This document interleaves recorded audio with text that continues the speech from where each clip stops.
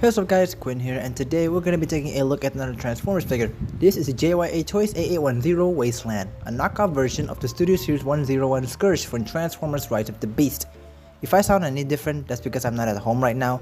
I've been busy with college stuff and I have been at home a lot, so yeah, I'm not using my usual mic, so hope you guys can understand it. God, Scourge looks amazing. Yes, he has some of the machine capsule upgrade kit pre-installed, that's why he seems a bit bulky. He still has the concept art shoulders, but honestly I don't mind it. Sculpt work is very good. Those gap fillers do wonders to make the robot mode not look skinny. I actually prefer the machine capsule fillers over DNA designs.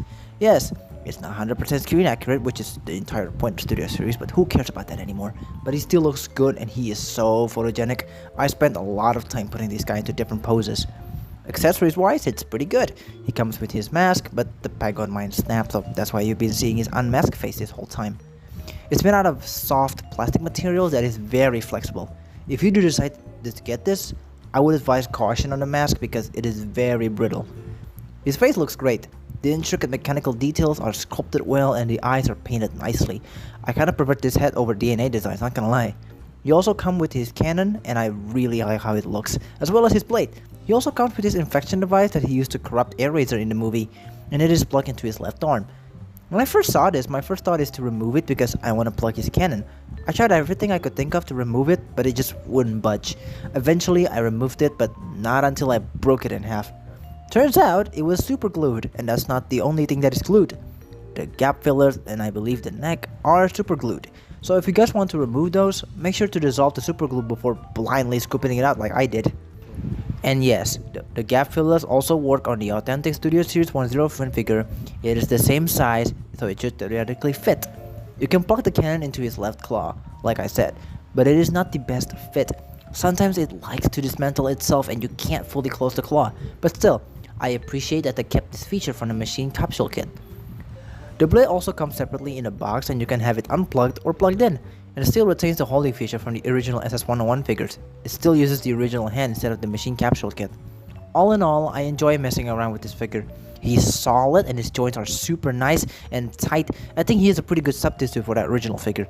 It is sure as hell cheaper than the original figure, and it comes with an upgrade kit included. But it's not all sunshine and rainbows though. Being a KO, there are always QC issues with some of the tolerance, and coupled with this being similar to the original SS-101 figure, it also retains some of the flaws from the original. So, for the posability, he's actually pretty good, like, really good. For starters, the head is on a ball joint, I mean the neck is on a ball joint, so you can do it like that. Yes, it's not fully plugged in like I said before, it's not fully in. I don't know if you guys can see it. I can see all that. But it's not fully in, and it's kind of super glued, but I don't want to fix it because it allows you to like rotate to side like so. So it allows to do that. Also, you can rotate it left to right, which is nice. There's also a hinge on the back of the head that allows it to move up, which is really stiff on my copy. You can look up about that far. Yeah, it's about that far. You can look really up if you want to gaze upon Unicron or some shit. I don't know.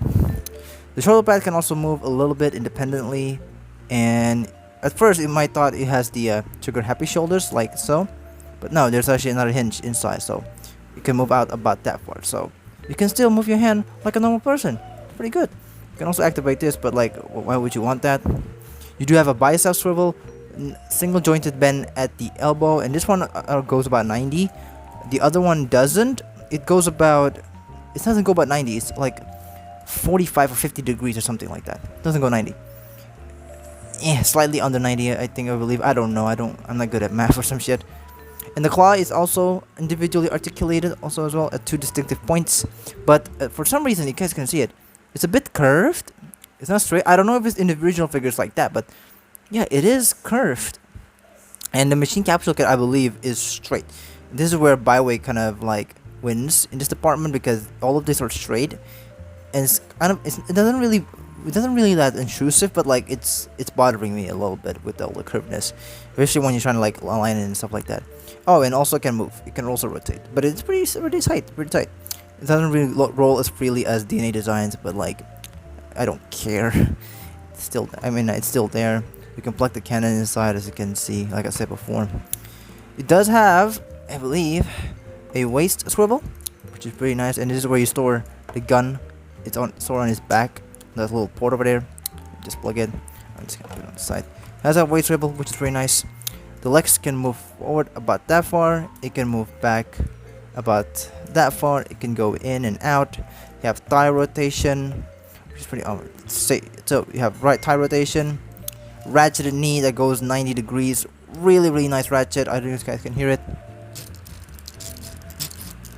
Yeah, ratcheted stuff, which is really nice.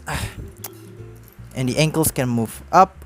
It can move down really far up for transformation also as well. And also have a decent ankle pivot. So really poseable. Like I did not expect it to be pretty poseable. Scourge is really athletic in the movie, so he's very stylish, and having some sort of like good posability is like a must for Scourge figure. And I'm really glad that they just did. And the joints are all nice and tight. Nothing is loose. And yeah, it's just such a fun figure to pose around. He's so photogenic. I've been posing this guy a lot ever since I got him. Yeah, it is pretty poseable. Oh, of course, you can plug the cannon in. There's also the finger can also open and allows it to plug his sword in. There we go. And you can close the arm on. How do I do that? There we go. You can pour the sword in, just like in the original figure, but I don't like that look, so I'm just gonna leave it here. Yeah, so pretty poseable. It's the same as the original figure, but like with the machine caps and stuff, it's a bit different. For size comparison, here he is alongside my SH Guards Marvel Spider-Man, my previous review, the Blockies Classic Class 2007 Optimus Prime, BAIWEI Star Leader, Studio Series 100 Bumblebee, CY01 After Image, and BMB OP01, and god, they look great together. So that's the robot mode. It looks pretty good, all things considered. Now let's turn him into a truck mode. So originally I was actually going to show you guys a step-by-step on how to transform this, but since they're looking at the recording, it is actually taking too long. It takes 20 minutes. I'm just gonna cut it and just show you guys the things that I want to talk about because of the transformation, like the quality controls and stuff like that. So I will make a separate video on a step-by-step how to transform this. So yeah, I'm just gonna show you guys things that I want to talk about. It's a lot of little things that I really want to talk about. Transformation is pretty complex for a leader class figure on this side, so I have a little bit of a hard time transforming this guy, first time handling it.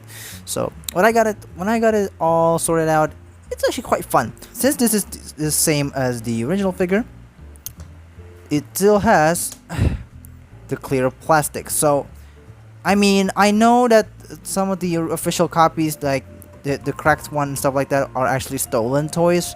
Stuff that didn't actually meet the QC quality control levels of Hasbro, and that's why they're cracking. But in the actual retail release of this figure doesn't have any cracking issues. But since this is a knockoff, the plastic may not be up to the same as that retail release. So I would still be very cautious with this whole segment over here. Even though the plastic is a little bit of a thick, it's still thick like the original. I still feel cautious, especially this part, that makes a really terrible noise. It's just scratching about this window piece, but it's still scary. So I would advise to be very cautious with this whole piece in the back over here. And then also the smokestacks is a bit crooked. Well, you'll see that more in the truck mode. And by the way, the smokestacks is actually screwed on, just like in the BAIWEI's version, which is pretty good. Now another tolerance thing that I want to mention is that both of these toes are die cast.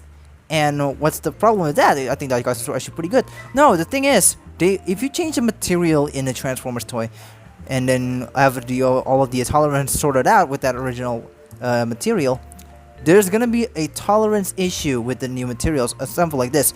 When I first got this, it doesn't want to tab in. It doesn't want to connect together. And how do I connect it? It's getting untapped. Hold up.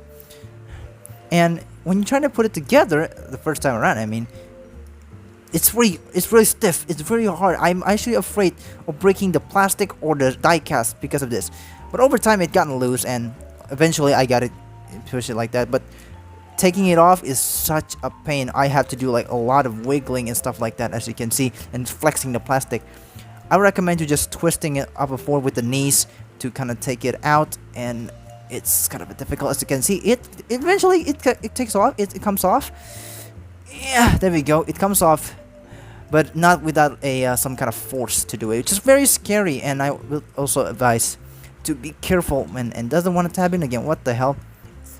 So I would tell you guys to be cautious about that piece. And yeah, it's what you have when you have a material sorted like plastic between plastic.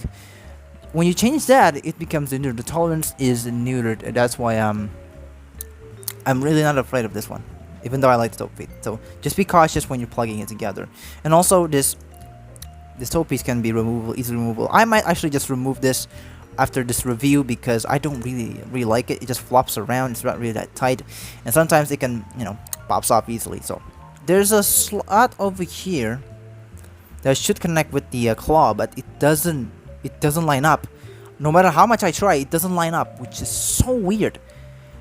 Again, with the QC and stuff. And there's also a tab on each of the sides. As you can, there's a tab. That's a tab. And there's a slot underneath the doors that you need to line up, but it doesn't line up. It's still a bit too high. I don't know why. And I think it's a knockoff issue. And yeah, you can see the smokestack's crooked. No, it's not because it's not tabbed in. It's actually just crooked. And there's actually a slot over here and a peg on the smokestack to like make it together. So what the fuck? Did I just tap it in? No, it doesn't tap in. Okay, never mind. So yeah, it's kind of like that, and it's really crooked, as you can see, especially from the front. It's a bit annoying. There we go. The wheels are all of them are pinned, which is super nice, and this looks fantastic. Like I said, some of the tolerance issues like the doors and the feet, and it's pretty neutered when you do that. If you're first time transforming this, it's gonna be a bit of a hectic one. I struggled a bit, like a couple times transforming this, and it is not quite fun. But once you figure it out, it's actually quite fun to do. It's pretty complex. I really like it. I enjoy it. Truck mode is menacing. I really like the bull bar on the front and those chunks on the back. It has a Mad Max vibe to it. The paint is also good. It still has that cream colored scratches from the original, and with the yellow pepper throughout, makes the figure pop. Like I said before, it is annoying with all the tolerance issues, but it doesn't compromise the look that much, apart from the crooked smokestacks. I've always liked how they integrated the kiss cannon into the part of the truck mode. These two round parts are actually accurate to the real life truck. He has the faction symbol silhouettes, and there are two Maximal's insignia sculpted here too. That's pretty ballsy. Overall, it is a damn good looking truck mode. Yes, some people don't like the cable on the back, but I don't care. It helps with that kind of rusted, worn, torn truck mode look that suits Scourge a lot. So, should you buy this figure? Is it better than BAIWEI? Well, it is a yes and a no. To answer the last question, no. No, I don't think it's better than BAIWEI's. BAIWEI always improved the mold whenever they're KOing a figure. They changed the back to a plastic insert instead of one full clear plastic, included the movie accurate shoulders, and modified the legs to closely resemble the movie design, so no gap fillers. But it is not as bulky as this one, so the leg still looks skinny in that regard.